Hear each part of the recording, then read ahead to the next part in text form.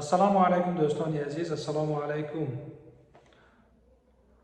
muxlisoni doktor Sherali. Imroz dar یک بیماری نیوروز گپ میزنم. بیمار شافیور بود. بعد یک آواریا انا همین کسری سر میشد. هم از حساب استرس انا همین کسری سر میشد. و پیش دکتر میرود. دکتر با این بیمار میترونیدازول مینویسد، آمیز مینویسد، آلاخول مینویسد. قبول میکند، بهبودی نیست.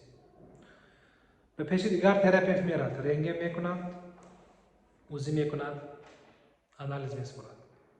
داروها را مینویسد.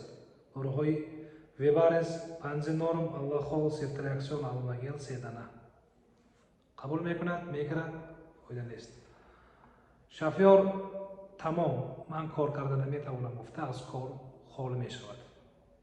به پیش دیگر تراپیوت میرود. باز اوزی، باز رنگین، باز آنالیز.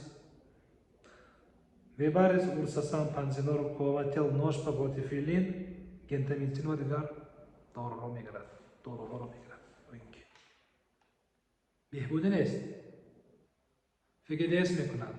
ژلودکاش را، روداش را. گاسترودوژینیت مزمن انا همین تشخیص را میماند. 4 تا دارو مینویسد، کمی دیگرگونی میشود. یک دکتر این بیمار را به نورولوگ میفرستاند. نورولوگ 3 کورس لچینی میکند. 3 کورس لچینی فایده نیست. خیرورگ تشخیص اپندیسیت میماند.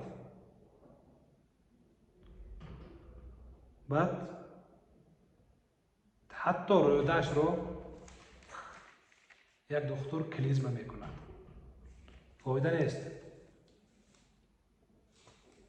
به پیش نیروخیرورگ میرد. فایده نیست. به پیش تراپیوت میرد.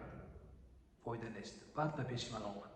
شکایت ها، ترس، وهم، نورسایی هوا یعنی هوا نمیرسد، عرق کنی، لرزش،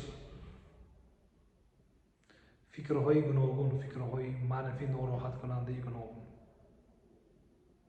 من این سر 24 ساعت کار میکرد. دکتر میگفت، گفته بود دکتر وقتی که من شبانه تلویزیون تماشا میکردم من همچون به تلویزیون نگاه میکردم، تماشا نمیکردم. گفته نقل کرده بود بیمار در وقتش. من کی روزانه میشود گفته انتظار میشدم. گفته نقل میکرد. مادرم از حساب کسلی من حتی با توی خالم نرفت. گفته بود و با من یک گپ را زد که به من بسیار تاثیر کرده بود. در همون وقت حاضرم این گپ دهیسم.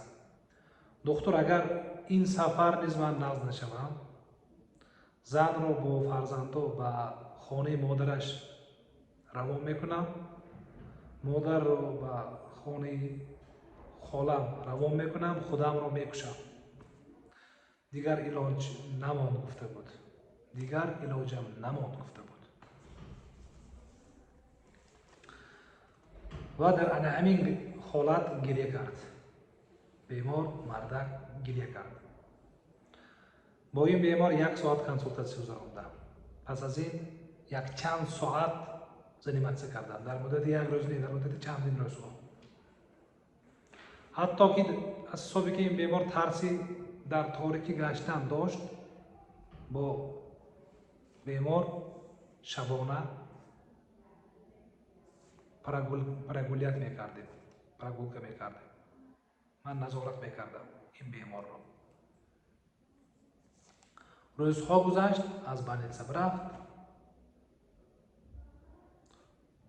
کارش رو از سر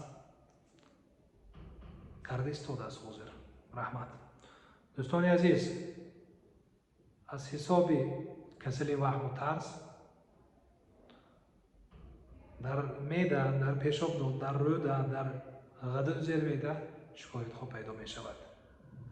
کله رو باید طبابت کنیم. گلابنی صحت و سلامت باشید. من در شهر استرابشن کار میکنم. رحمت.